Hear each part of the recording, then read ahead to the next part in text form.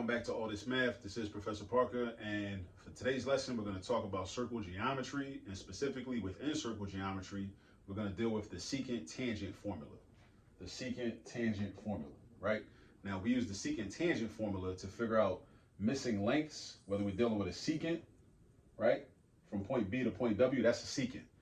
That line segment, it cuts through the circle, it hits the circle in two different points. That's called a secant. Or, in this case, we're trying to find the missing length of the tangent.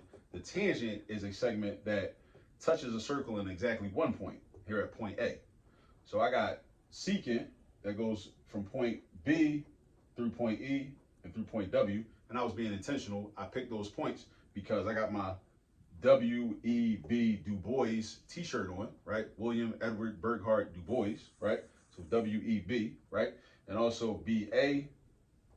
is a reference to Black August, right? Black August is the month that Du Bois made transition in the year 1963, the day before the March on Washington in 1963, where Martin Luther King delivered his "I Have a Dream" speech, which you should know, and probably of his own admission, was one of his more mediocre speeches. King had some fire. King had some like bars, right? But the "I Have a Dream" speech was not one of his best speeches. I highly recommend you check out some of his writing and some of his other speeches, because King really, wrote some speeches, right? So, but anyway, I'll just bring that up because I was talking about the March on Washington and the "I Have a Dream" speech. But at any rate, Black August, W.E.B. Du Bois, right? Du Bois made transition August 27th, 1963, the day before the March on Washington, which took place August 28th, 1963. All right, so, but anyway, now we get back to this. We're trying to solve for x. We're trying to solve for x, which is the length between point A and point B, from point A to point B. So we can use the secant-tangent formula to do that. So the secant-tangent formula basically says that if we're trying to find let me talk about it holistically.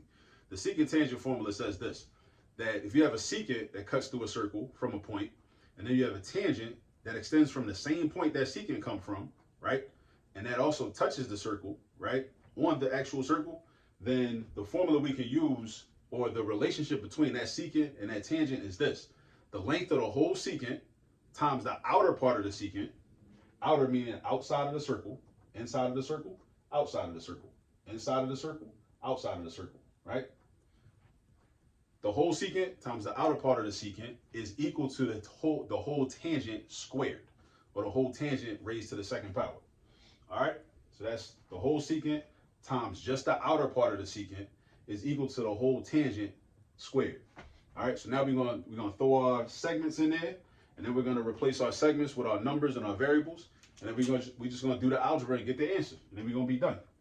All right, so the whole secant is gonna be WB. All right, because it goes from point W to point B, point W to point B. Now somebody might say, well, why can't it go from point B to point W? It can go from point B to point W. I just happen to be reading it from left to right. If you wanted to go from point B to point W, that's fine. That's fine. You have that option. It's all good, right? I don't want no problems, right? So WB times now the outer part, and again, I'm reading from left to right, so I'm gonna say EB times EB is equal to the tangent. The tangent is gonna be AB, or I would say BA for Black August, but since I'm reading left to right, let me be consistent. Let me say AB is equal to AB squared, right? Put that in parentheses, AB squared. All right, so this is WB times EB is equal to AB squared. Now, what's the length of WB? From point W to point B, I know from point W to point E is 36. And then from point E to point B is 12. So logically speaking, the length from point W to point B must be the length of 36 plus the length of 12. 36 plus 12. So we go back, we take it back to elementary school, do some addition. What's 36 plus 12? 36 plus 12 is 48. All right, so we got 48. And then EB is going to be 12, because that's the outer part. And then AB is going to be, we don't know what AB is. AB is X. So we got X squared, right? So now we got 48 times 12 is equal to X squared. Now I'm going to do this mentally. 48 times 12, this is what I'm going to do. I'm going to break this 12 down into 10 and 2. So I'm going to do 48 times 10, that's 480. And then I'm going to do 48 times 2. I happen to know that 48 times 2 is 96, because 40 times 2 is 80, and 8 times 2 is 16. And 80 plus 16 is 96, because 80 plus 10 is 90, plus the extra 6 is 96. So 48 times 2 is 96. So 480 plus 96, now watch this, right? I know 96 is real close to 100. So I'm going to take the 96 and I'm going to round it up to 100. I'm going to act like it's 100. So I'm going to do 480 plus 100, and I'm going to get 580, because it's easy to add hundreds, right? Because that means, because the number in the ones place and the tens place don't change. Only the digit in the hundreds place is going to change. So 480 plus 100 is going to be 580. But remember, I added 4 to change the 96 into 100. So in order to make it correct, to balance it out, I got to subtract 4 back now that I did the math trick, right? So 580 minus 4 is going to be 576. So 48 times 12 is 576, which is equal to x squared, right? Now, I got to get rid of this 2. That's how we solve for x. We get x by itself by getting rid of the exponent 2, right? The exponent, the opposite, we got to do the opposite operation. The opposite of an exponent is a square root. The opposite of an exponent is a square root, right?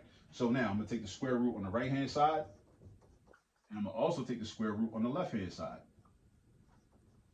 to keep everything balanced. Now, normally we would have to deal with the positive and the negative value of this, but we're not dealing with the negative value here because this is a geometry problem where I want to know the actual length between 2 points. So the length can't be a negative value. It's going to be a positive value. Now, 576 is a perfect square. Perfect square, what's a perfect square? Right? If you don't know what a perfect square is, make sure you know what a perfect square is after this video. A perfect square is a number that has a factor that can be multiplied by itself. A whole number factor. Well, factors are whole numbers, but a whole number factor that that can be multiplied by itself to equal that number. Case in point, 16 is a perfect square because one of the factors of 16 is 4, and 4 can be multiplied by itself to equal 16 because 4 times 4 is 16, right? So that means 4 is the square root of 16. The key is, can the whole number be multiplied by itself to give you that result? So in the case of 16, 4 can be multiplied by itself to give you 16. That's why 16 is called a perfect square, right? 16 got other factors, but those aren't relevant right now when we're talking about 16 being a perfect square. Yeah, we could do 8 times 2 to get 16, but those are 2 different numbers. So the fact that 8 times 2 makes 16 don't matter. We could do 16 times 1, that don't matter, right? 576 is a perfect square because 24, just like it's 24 hours in a day, 24 times 24 will give you 576. So that's why 576 is a perfect square. So the square root of 576 is 24, and that's equal to x, because the radical sign and the exponent cancel each other out, leaving you with just the radicand that was in there, which is x, right? So, well, actually the radicand was x squared, but so maybe I shouldn't have said that technically, right? Because you know how people be all in the comments at YouTube trying to like find where you was wrong. Anyway, the square root of x squared is x, right? And the square root of 576 is 24, right? And that's something that I recommend you should memorize, right? You should memorize that. The square root of 576 is 24, all right? Memorize perfect squares. Memorize the square roots of perfect squares and memorize what all the perfect squares that are, I would say up to at least up to 30, right? So know 1 times 1 is 1. 10 times 10 is 100. 20 times 20 is 400.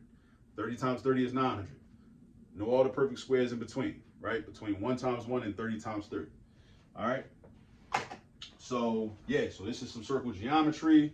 Again, shout out to W.E.B. Du Bois. Please do your research on him if you're unfamiliar with him and a lot of his writings, his work, his teachings, his work in sociology, his work in history, his work in civil rights activism, his writings for the Crisis, which was the journal for the NAACP that he was the editor of for many years.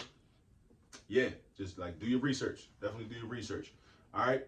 So that's today's lesson. I'll see y'all in the next video. Peace.